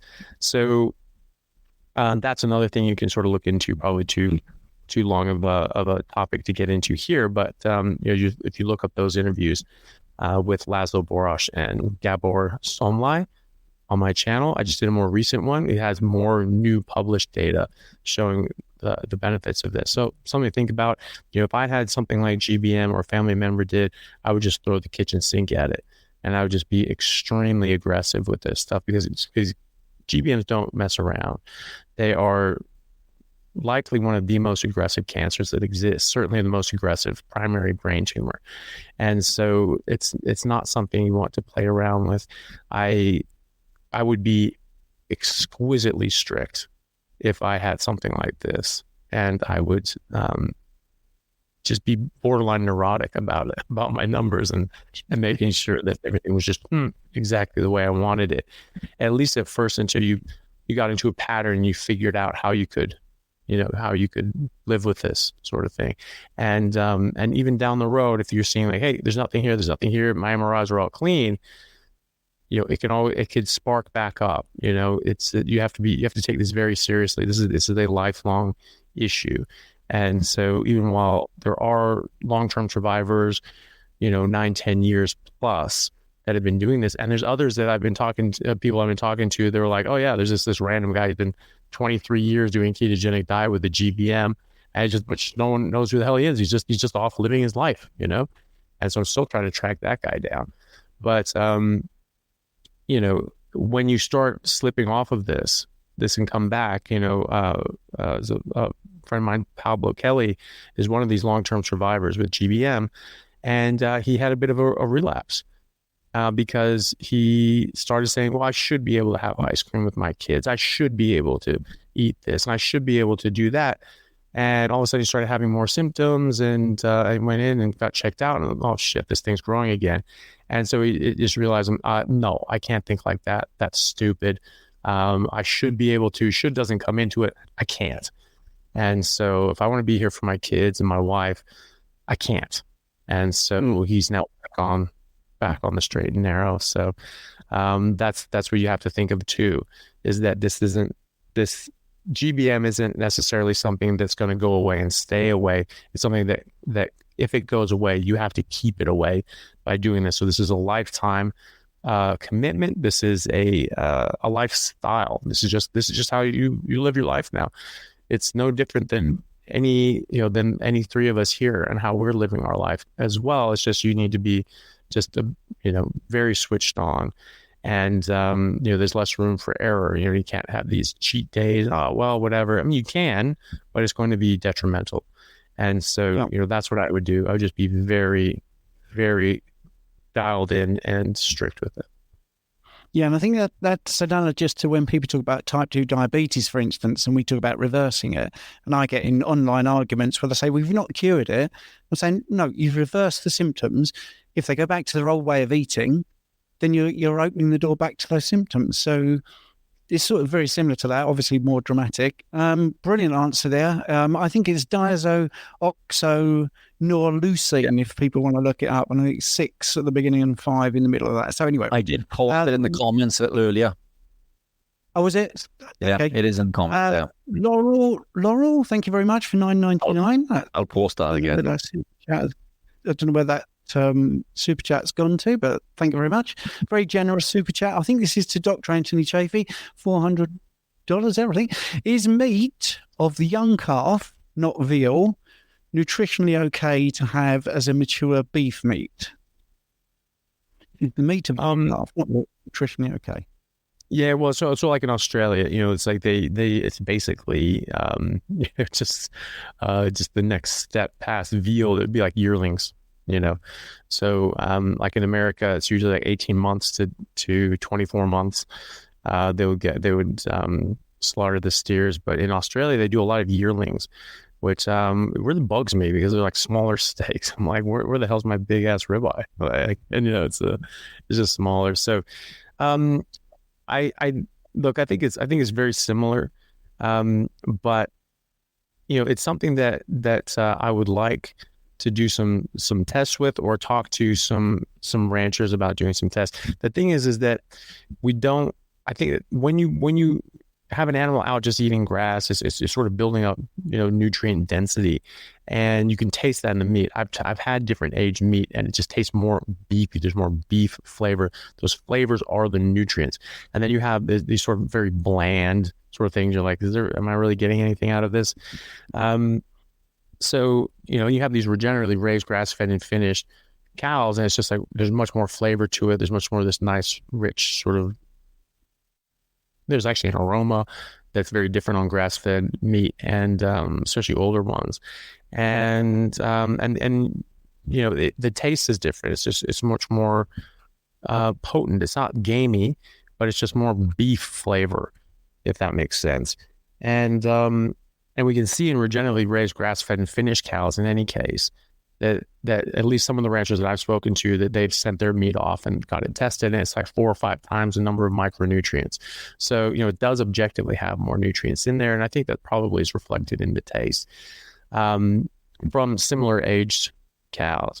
Now, I've had older cows that have grass-fed their entire life. I would imagine that they have more nutrient density because they have 10 times the beef flavor of even these other younger regeneratively raised grass-fed and finished cows.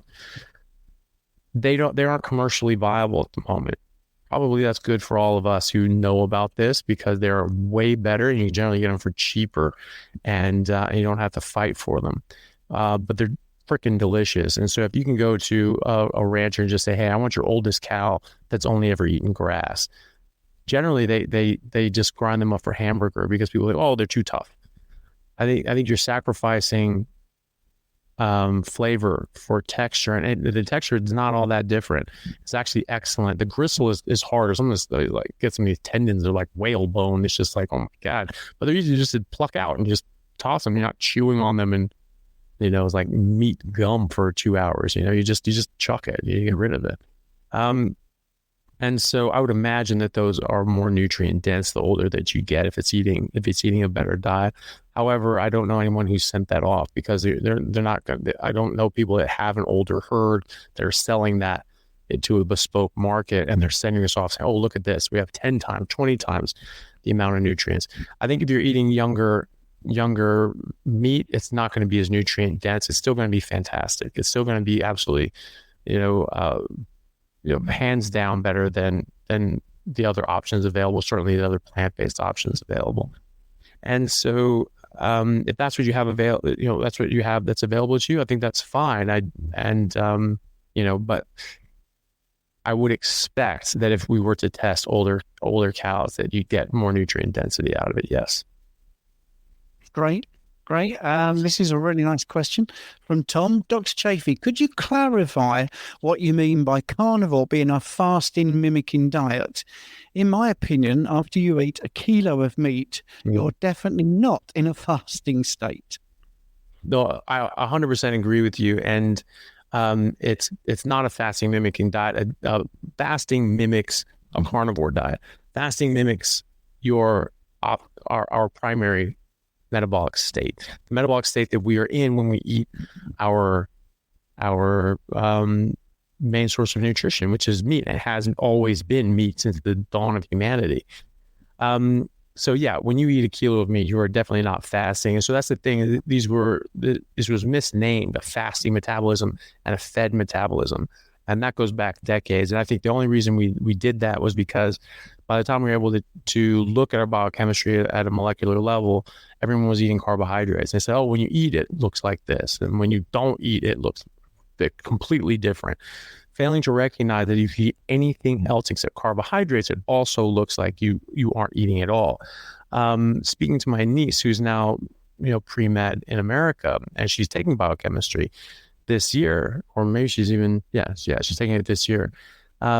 She was saying they don't even call it a fed state and fasting state anymore. It's a carbohydrate metabolism and a non-carbohydrate metabolism, which is much more accurate. The fed state and fasting state, that's a value judgment, just saying that like, oh, this is the only thing worth eating over here.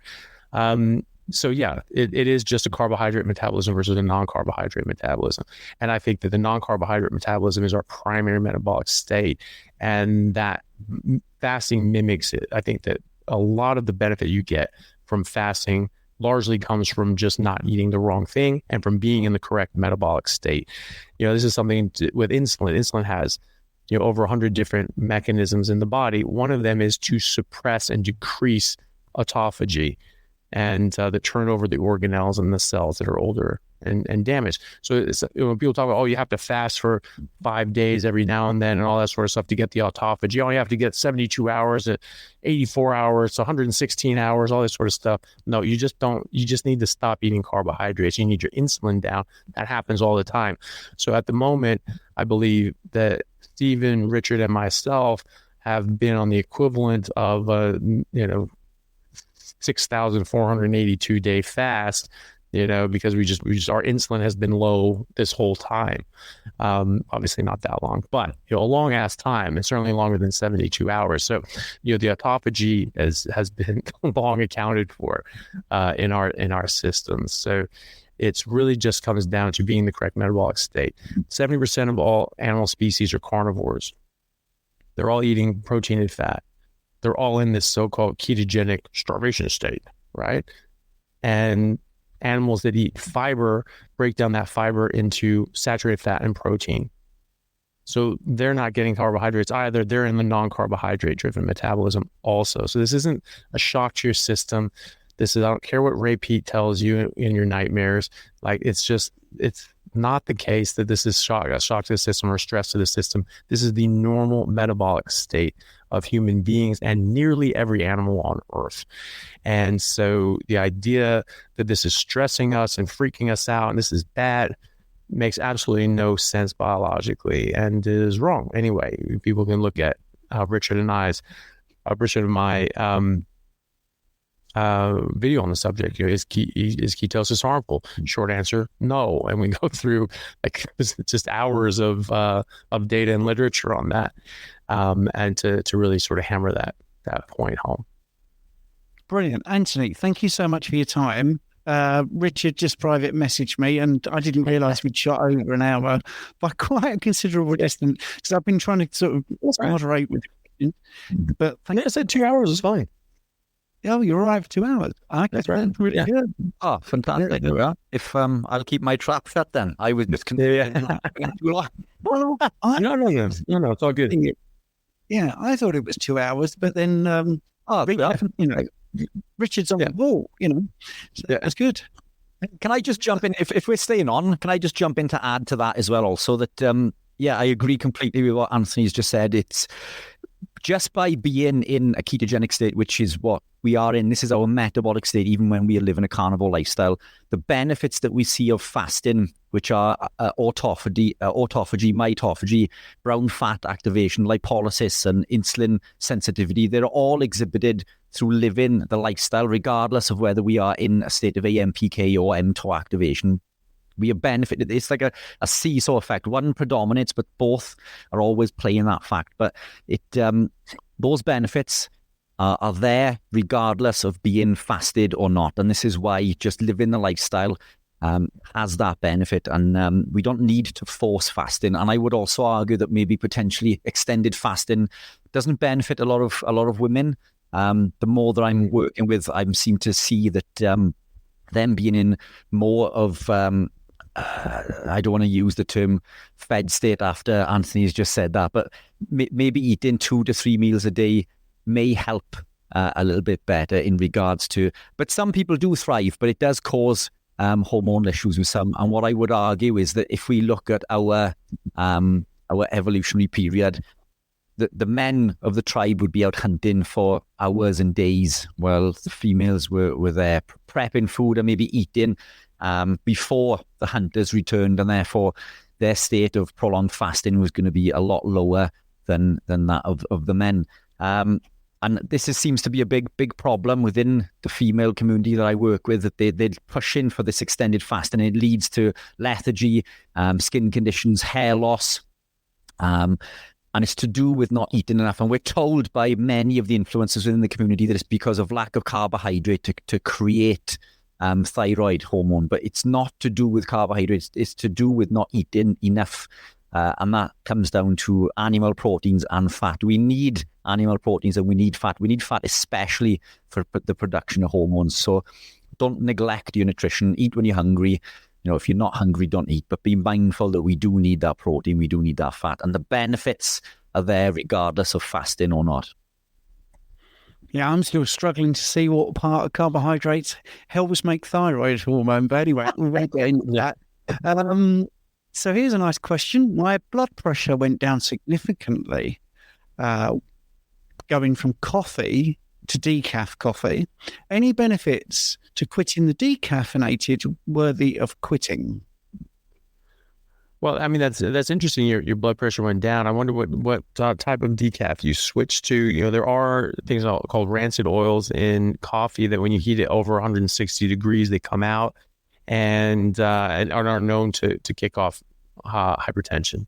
And so generally, like filtered coffee will actually take that out. So things like espressos or like the Bodum press coffee, those sorts of French press coffees, they won't filter that out. You sort of see this oily sort of sheen on the surface, and those can definitely jack up your blood pressure. And this is what cold brew coffee was for. It was supposed to be the heart healthy blood pressure coffee back in the 60s and 70s and things like that, and sort of had a resurgence with Starbucks and things like that more recently. But I would wonder what you're switching to. Caffeine can certainly affect that, but it's generally the things that affect your blood pressure the most are those rancid oils. So I wonder if you went to this sort of decaf, it's now filtered as opposed to more espresso sort of things from a coffee shop. I don't know. But as to benefits from dropping decaf, absolutely. So caffeine is just one of 150,000 or so chemicals that are in coffee. And there's all sorts of these different nasty chemicals that are not good for you. When you taste something bitter, your brain is warning you about something, saying, hey, why don't you not eat this? When you're just out there just putting things in your mouth and you're like, oh, that tastes good, I'll eat it. That tastes bitter. No, I'm not going to eat it. That's the natural instinct in nature. Until you have someone telling you, no, that bitter taste is good. Ooh, that's good. Yes, you want it to taste horrible. You want to hate your life. Like, well, that doesn't make sense. But we convince ourselves of this. So if you have that bitter taste, your brain's telling you there's something there that you don't want. So coffee is very bitter. And it's a bean. A bean is a seed. A seed is a plant's baby. That's where you generally find the highest concentration of toxins is in the seeds, because the plant's trying to protect that the most, because that's the next generation. So yes, I think there's absolutely a lot of benefit to dropping decaf. In fact, I generally would rather see people like switch to caffeine pills and skip the whole decaf side of the coffee. The caffeine, although it's a neurotoxin developed as an insecticide to fry the brains of insects that are trying to eat that plant, I still think that getting rid of those 150,000 other things probably even more beneficial than just getting rid of the caffeine. If you can take a caffeine pill in the morning, and that can give you the bump that you want, then you can sort of do that and then wean yourself off that and come off. Eventually, you'll have better energy anyway, but you'll have less soreness and aches and muscle pains and joint pains and other sorts of problems. But you're already off the caffeine, so don't worry about that. Don't start the caffeine pill now because you're already off the caffeine. I would just drop it completely and just switch over to water. I think you'll feel a lot better overall and have a lot less inflammation in your body. Great. Okay, we've got Lucy here, who's been carnivore for 7 months, but she's having gut issues. Blood tests are all clear. Tried lion diet, but end up at the toilet within 2 to 3 hours of eating. Any suggestions for helping my gut microbiome? Well, the thing is that it could be your microbiome, but you have to always consider all the other things. Are you strict lion diets? Are you strict meat and water? Do you still have any sort of artificial sweeteners? Do you have even electrolytes that have stevia or erythritol, things like that? Are you having coffee? Are you having tea? Do you take magnesium supplements? Do you take metformin or other sorts of diabetes medications? These can all cause loose stools, or at least have mild laxative effects. And now you don't have a bunch of fiber in your body; they can move things through more quickly. And then, obviously, if your body has a limited capacity to absorb fat, and so if you're eating far past your body's capacity to absorb fat, it's going to go out. It has to come out just one way, in one direction. So that is something that can cause loose stools as well. So, especially we're talking about the timing of your meals there. You're eating a lion diet, you're just eating meat, and then you're like, oh, nope, this has to go. That could suggest that maybe you're ingesting something that's speeding this along. If you're having anything else, if you're not, let's assume you're not. That's about the time you'd see that this is sort of coming through your system in digestion, and the fat that didn't get digested and absorbed is now coming out and causing problems. It's not necessarily a problem. It's not necessarily that you're sick or there's an issue. It's just inconvenient. And so that could be an issue as well. So just maybe look at that and see if you can adjust your fat and if that changes anything. If you can, if you're very, very constipated and you get overflow diarrhea where you're half blocked up, and you can get liquid stools pushing around the harder stools, you can get liquid diarrhea pretty much all the time. And then every now and then you get like this boulder that comes out. This sounds more like the other side, that you're having more fat and you eat that fat and your body just can't absorb it all. So it just goes out. Especially people without a gallbladder may run into that as well, because they're just not going to be able to absorb as much fat in one go. So maybe play with that. If you've tried these sorts of things, you've eliminated out everything else, you've played around with the fat levels, and you do still think this is a microbiome issue. 7 months carnivore, though, it's most people's microbiomes are radically different at that point. But all things, if you excluded everything else and you're thinking maybe this is a microbiome issue, fermented yogurt. So fermented dairy, you get that live culture yogurt, small amounts, no carbs if you can. Some of them have a little bit, but try to get like the lowest carbs that you can. Put that on a piece of meat, chew it up together, swallow it together whole. You can work those bacteria sort of into the bolus of food, and that will hopefully get it past your stomach acid, and so it doesn't get burnt up and gets it off down into your colon. And you just do that for a week or two, but that should reseed your bacteria, and then just the food that you're eating will support the bacteria. But, if you think it's a microbiome issue, you can always send off for a microbiome test. 7 months on a carnivore diet, most people actually have pretty stellar microbiomes at that point. So I would, from what you're telling me there, it sounds more like excess fat to me, but maybe you guys have a thought on that. Rich? Yeah, I agree. Yeah, I think minced beef can cause an issue again. It's the fat issue. It's got to be predominantly a fat problem, especially with that sort of movement time.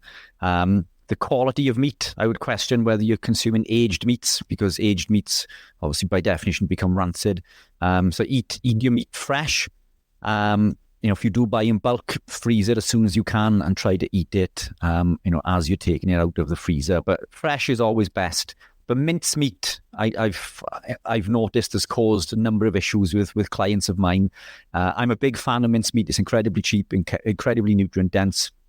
I love pan frying it, and I'll pour the fat over, and I think it's incredible. Sometimes I'll fry an egg and chuck that on top as well. But it does cause issues with some people. So I think Anthony's hit the nail on the head. I think it's predominantly a fat issue. Yeah. Cool. And sorry. Oh, I was just going to say too, and that rendered fat seems to go through people quicker. Yeah. So so then when you're doing like ground beef, just like Richard said, a lot of that will render out, and that can be, it just goes through you more quickly. If you have like the solid fat tissue, and you chew it up, obviously, but then your body has to sort of work on these things with the acids and digestive enzymes. It takes longer to extract that fat. It gives your body a chance to respond with lipase and bile to get out there and actually break the stuff down and absorb it. So it's more conducive to adequate digestion and absorption. And so what some people find, even when they're lowering down the amount of fat and they're still having issues with it, or they're still eating a very reasonable amount or low amount of fat, and none of these other issues that we touched on, that when they start eating solid fat, as opposed to rendered fat, or they even, the most extreme I've seen people have to do is they cut off the fat before cooking and eat it uncooked, and then cook the rest of the meat separately. And that seemed to work for a number of people. One thing that I've seen as a growing trend is that people think that they have to just take on so much salt that they actually dump a ton of salt and rock salt in their water. So it's just, they're just drinking like, water from the Dead Sea or something like that. And it's just a ton of salt. That is that will work as an osmotic laxative. That'll pull out water from your body and just flush your bowels. So if you want to do a bowel flush, that's how you do it. I don't recommend it, but that was one thing I was talking to. I spoke to multiple people, but you're talking about, okay, what are you eating? What are you doing? This and this. And it sounded like the only thing they were doing was meat and water. And then it was just sort of at the end, I was like, oh, well, I'm also putting in a buttload of salt into my water. And it's just like, okay, well, that can absolutely do it. So just try to think of all these things as well. And, but those are some points that can help. And what fats are you cooking in also? I don't cook in any fat anymore. I just use the fat from the meat that I cook in. But I know within our community, we're heavily biased towards adding butter, tallow, lard, or ghee. But you don't need to add any fat when cooking. So possibly another lever to pull there, take the fat when cooking out if you are using so. Cool. That's great. Just for those that are wondering why I'm not answering many questions, is because later on, if you want to ask questions of myself or Richard, we have our live in 5 hours' time, 7 p.m. in the UK. We do another hour and a half, an hour on YouTube, and then 30 minutes on another platform, which rhymes with Apple Crumble. So, yes, you can check us out there. Lucy from England. By the way, Rich is from Wales, so I'm in England. He's in Wales. That's the United Kingdom anyway. And if you're from England and you're looking for beef jerky, I have found this, which is really good, from the guy that does the Mason Survivor Protocol, because we always get all these Americans with all these fantastic things, and us in the UK, we've lagged behind. Oh, sorry. Australia too. Yeah. I was saying Australia too. Yeah. Yeah. It's crazy, isn't it? But anyway, we're going to grow the carnivore movement away from America and everywhere else. So, hello from England. I have a question. If we cannot take in too much fat due to our bodies only taking what we need, how does PSMF, which is protein sparing modified fasting, work so well for people? Just curious, are struggling with weight. Oh, look, you can starve yourself into a smaller dress size. Everybody knows that, but it doesn't mean that it's the most beneficial thing for your body. It doesn't mean it's the healthiest thing. It doesn't mean it's the thing that is going to be conducive to a healthy, strong metabolism. There's the Minnesota starvation trial that were done in World War II. They show that you put people on just basically, concentration camp rations, and yeah, you'll lose weight to a point, and then it'll level off and it'll plateau, and then that slows down and just sort of is able to maintain is on extremely low intake. That's your metabolism. Your metabolism is slowing down, and so that's not necessarily what you want. If it was just calories in, calories out, then some of these people would have ceased to exist, because they would have had to have lost more weight than they started with. So the modified protein sparing fasting. So that's just basically eating like a keto carnivore diet, but just super high protein and like next to no fat. And the idea there is that, well, you have fat available, your body can use that. I don't tend to agree with that. Our body is making bile for a reason. I don't think your body does that by mistake.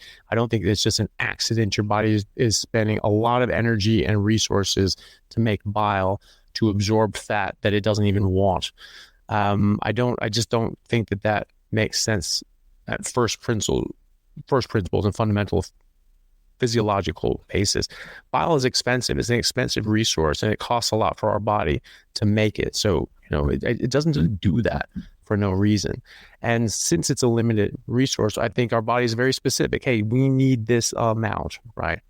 Your body knows that it has fat there, and it's saying, hey, we want more. That isn't just a calorie source. That is a set and grouping of essential nutrients. There are essential fatty acids you have to have, or you can get very sick, or you can die. There are essential fat soluble nutrients you have to have, or you can get sick and you can die. So this is not something that you can just say, yeah, it's fine. Do you have all the fat soluble vitamins in your adipose tissue? Do you have all the omega-3s and DHA and EPA just stored there? Probably not. You have excess energy stored there. It's not necessarily in the form of the essential fatty acids and fat soluble vitamins that you actually require. So I don't really buy into that. If people want to do that and they feel that that's helpful to them, then they can. But I think that you run the risk of actually lowering your metabolism, and just you go into these yo-yo diets where you drop your metabolism and you lose weight for a while, and then it sort of plateaus off and you sort of feel miserable, and you're not really having, enjoying this. You say, okay, well, I'm going to go back to what I was doing before, or maybe eating more fat. And then you balloon up and you put on weight. Oh my God. I think you're really scared of eating any other way, because you put on weight. Well, of course you're putting on weight because you're telling your body you're in a famine and that you don't have enough nutrients and you're not able to get what your body requires. And so your metabolism has to slow down. And as it slowed down, it stays down. And then when you start eating more, you put on weight because your body's saying, no, we need to store this now. The studies with The Biggest Loser show where they it's just the same thing. Don't eat anything, just eat a stick of celery a week and then just work your ass off. And they destroyed they lost weight, but they destroyed their metabolisms. And they tested them 6 years later, their metabolism had never recovered. So, that's not great, right? So that's what you want to do. Is you want to encourage your metabolism, you want to encourage your body and say, hey, look, we're not in a famine. We whatever you tell me, I'm giving it to you, right? If you're eating carbs, you're eating lectins, you're eating other sorts of things that interfere with insulin, leptin, and ghrelin, you're going to overeat. If you're eating just meat, that doesn't happen. And so your body will tell you how much it wants. You don't have to micromanage it. You don't have to guess. Your body will do it for you. You just take in what your body is asking you for. And I think that includes fat. The other concern, and it's a real concern, is that of getting, if you're just on a carnivore diet or, a heavily animal-based ketogenic diet, and it's very low fat or no fat, where your macros coming from is coming from protein only. And when you're only deriving energy from protein, that can actually be dangerous. And so you get what's called, you look it up, it's called, like rabbit starvation and protein poisoning. And it's not good. It's not good for you. You do need to get your energy from other sources besides protein as well. And obviously, if you're not eating plants and carbs, you're getting that from fat. You could do it from carb, but I wouldn't. I would get it from the fat. Also, if you're trying to lose weight, why are you not eating fat? You know, we say, well, it's very calorie dense. Oh, you already have fat. Okay. What are you putting in your mouth? You're putting in things and you put it on a scale, it has weight. So you're eating things, right? So if you're going to get the same amount of calories, why wouldn't you eat the calories, the 2,000 calories that weigh less, right? What do I mean by that? Fat has 9 calories per gram. And so we think, oh my God, there's all those calories and you could store those as fat. Oh, don't eat fat, right? And then there's 1 gram per, 4 calories per 1 gram of carbs and amino acids. However, when you're using protein as energy, it actually drops down to about 3.4 calories per gram. So in real terms, if you're talking about taking in calories from meat and you're just eating the protein side of things and you're not eating the fat side of things, you will have to take in more grams of meat, of protein, in order to get the same amount of calories. So you have to take in more weight. You will be weighing more, right? And, and calories in, calories out are a really bad model anyway, because most of the protein gets used as building blocks in any case, and carbohydrates affect a lot of hormones, and then there's a lot of fatty acids that you used as building blocks as well. Not all of it's used as energy, but in any case, if you flip that equation around, the calories don't weigh anything. It doesn't matter what the calories are. If you have a glass of ice water, you have a glass of steaming hot water. The steaming hot water has a lot more calories than the ice water. They weigh the same effing thing, right? It's not, calories don't weigh anything. It's heat energy. Grams weigh something. That's the only part of that equation that weighs anything, is the grams. And so you flip that equation around, and now you're seeing 1 gram of fat per 9 calories. But you're seeing 3 grams of protein per 9 calories. So you have to eat 3 times as much protein in order to get 2,000 calories, if that's what your body requires that day, right? So why would you do that? You're putting on 3 times the amount of weight. So you can starve yourself and you can do all the other sorts of things, but I think that they're not the best way you can do it. I don't think that it's has your long-term health intentions best in check. If you just eat the way you're designed to eat and your body's telling you how to do that, you're going to lose weight. This is not a race. You're not on a game show. You're not trying to, it's not the Biggest Loser. You're not trying to lose weight faster than everybody else. You're trying to be as healthy as you possibly can. And part of that is going to be returning to a healthy body fat percentage. It will happen. But the thing is that you need to be healthy first. That's the primary motivation and objective. And all of this is being as healthy as you possibly can. And then the weight and musculature and all these other things, they're all secondary. They do come, right? But they are of secondary importance. I think you do this the right way. You do this in as healthy a way as possible, first and foremost, without you don't have to rush. It will happen. Haste makes waste. The slow and steady wins the race. All these sorts of things. These sayings have been around for thousands of years for a reason. Do it the right way, and you will get to where you want to go faster and in better shape. And in better form than if you try to do these other sorts of shortcuts. Yeah, and there's a phrase called "leave them wanting more." So, Dr. Anthony Chaffee, we've come to the end, and we're going to leave them wanting more. Well, I always go out on a high. I thought that was great, Richard. What did you think? Did you think that was rather good? You're muted. You're muted, buddy. Nobody wants to listen to me chat anyway. No, fantastic. Well appreciated. Always super informative and always a pleasure. So I'm super looking forward to the PHC conference in May and also to our 24-hour live. Yeah, definitely. Exciting. Awesome, guys. Well, it was great to see you both. And always a pleasure. Good to see you guys. Sorry, remind, when's the 24-hour live again? 7th of the 7th. 7th of the 7th. Do I have that somewhere? Yeah, and I think in the UK you're here at midday, about the same time you started this one. Yeah. So my clever ploy of 24/7 didn't work. I thought, how could we forget that? But anyway, no, it's good. And if there's any English people watching from your channel, Anthony, Richard is doing a talk at the Easter weekend at the War on Health. So if you want to come along and see Richard talk, because he says nobody wants to hear him, but they do.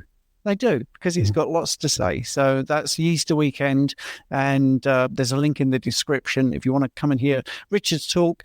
And there's some old fart talking about bloods as well there on the same day. So, yeah, if you want to see that, then book into the War on Health. It's going to be a 2-day conference.